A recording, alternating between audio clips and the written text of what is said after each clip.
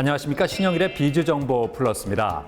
복숭아는 특유의 달콤한 맛으로 인기가 좋은데요. 수분과 당분, 유기산이 들어있어서 땀을 많이 흘렸을 때 먹으면 좋고요. 복숭아의 베타카로틴은 비타민 A로 전환돼서 눈 건강에도 도움을 준다고 합니다. 이러한 복숭아를 실온에 보관하면 빨리 익거나 벌레가 생길 수 있기 때문에 냉장실에 보관하는 것이 좋은데요. 그냥 넣어두는 것보다는 신문지로 감싼 후 지퍼백에 넣은 후 냉장 보관하는 것이 신선도를 유지할 수 있는 가장 좋은 방법이라고 하니까 참고하시기 바랍니다. 그럼 오늘 순서 본격적으로 시작합니다.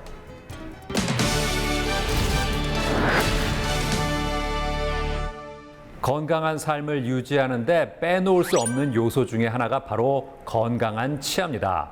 하지만 질환이나 사고 등의 다양한 이유로 치아를 상실하는 경우가 생기는데요.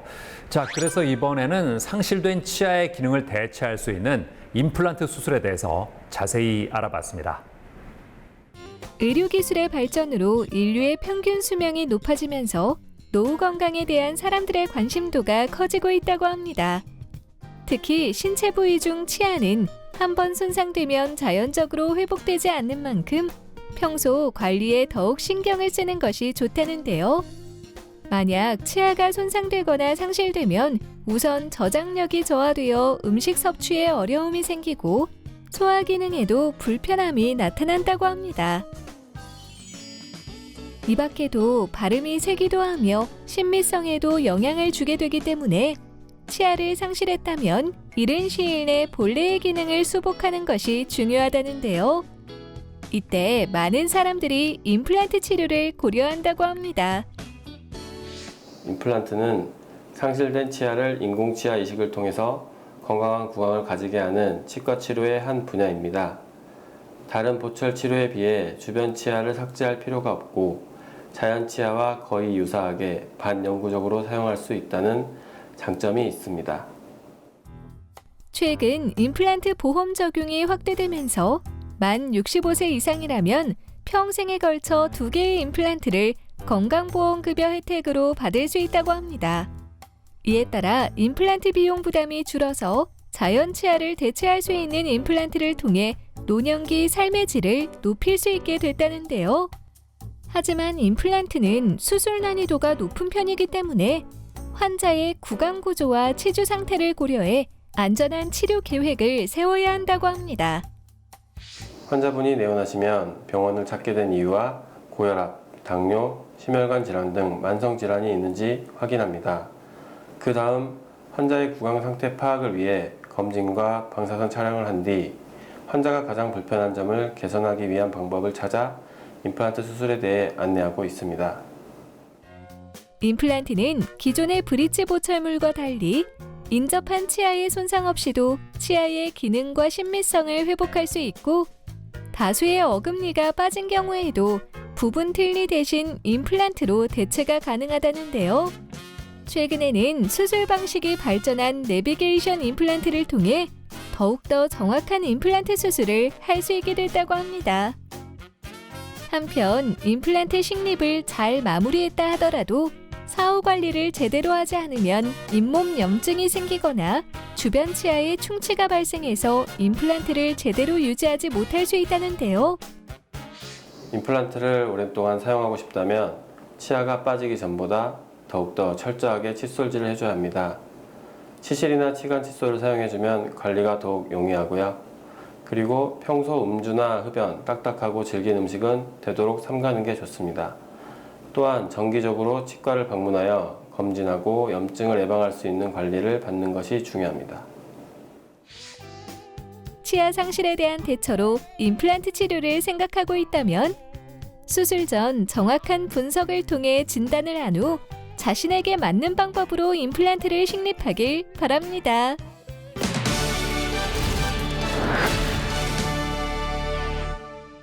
최영인 원장과 함께 자세한 말씀 나눠보겠습니다. 안녕하세요. 안녕하세요. 고혈압이나 당뇨 같은 만성 질환이 있는 사람도 임플란트 수술이 가능합니까? 네.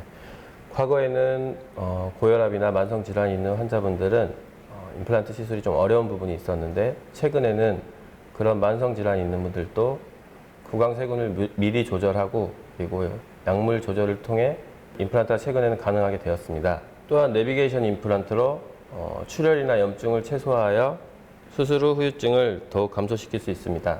내비게이션 임플란트는 수술 전 컴퓨터 모의 시술을 통해 환자의 뼈 상태와 신경 등 해부학적 위치를 파악해 치료 계획을 수립합니다. 이 덕분에 환자의 치조골 상태를 정확히 파악하여 안전한 시술 경로를 찾을 수 있고 환자의 잇몸을 최소한으로 절개할 수 있습니다. 잇몸뼈가 부족한 경우에는 어떻게 됩니까? 임플란트가 잇몸뼈에 단단하게 고정되려면 적절한 깊이와 두께의 잇몸뼈가 필요한데 임플란트를 식립할 위치에 잇몸뼈 양과 깊이가 부족한 경우도 있습니다. 이럴 경우에는 임플란트 식립 전이나 도중에 고리식재로 먼저 잇몸뼈를 보완한 후에 임플란트를 진행하면 됩니다. 임플란트 수술은 얼마나 걸리나요?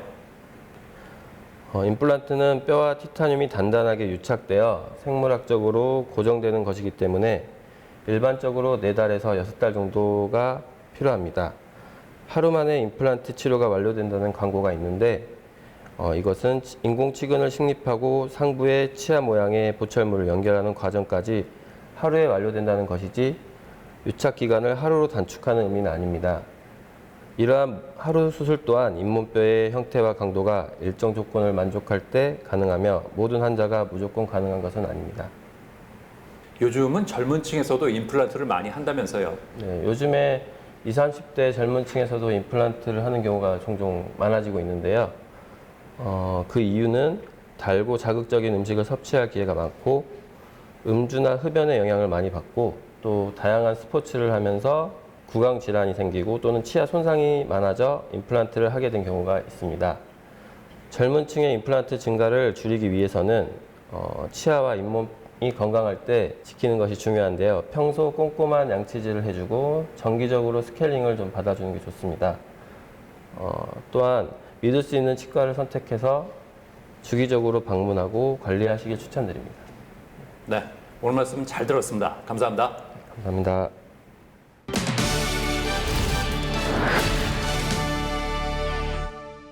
여름철 늘어나는 전기요금 때문에 고민하는 사람들이 많은데요. 전기를 아낄 수 있는 몇 가지 방법을 알려드리겠습니다. 먼저 에어컨 필터를 주기적으로 청소해주면 한 달에 약 10kWh 정도의 전기를 아낄 수 있고요. 이 냉장고는 보관된 음식의 양이 많을수록 전기 소모량이 많기 때문에 냉장 용량의 약 60% 이하까지 음식을 채우는 것이 좋다고 합니다. 그리고 LED 전구가 백열등보다 전기 소모량은 적고 수명은 더 길다고 하니까 참고하시기 바랍니다. 저는 다음 시간에도 다양한 소식 가지고 인사드리겠습니다. 고맙습니다.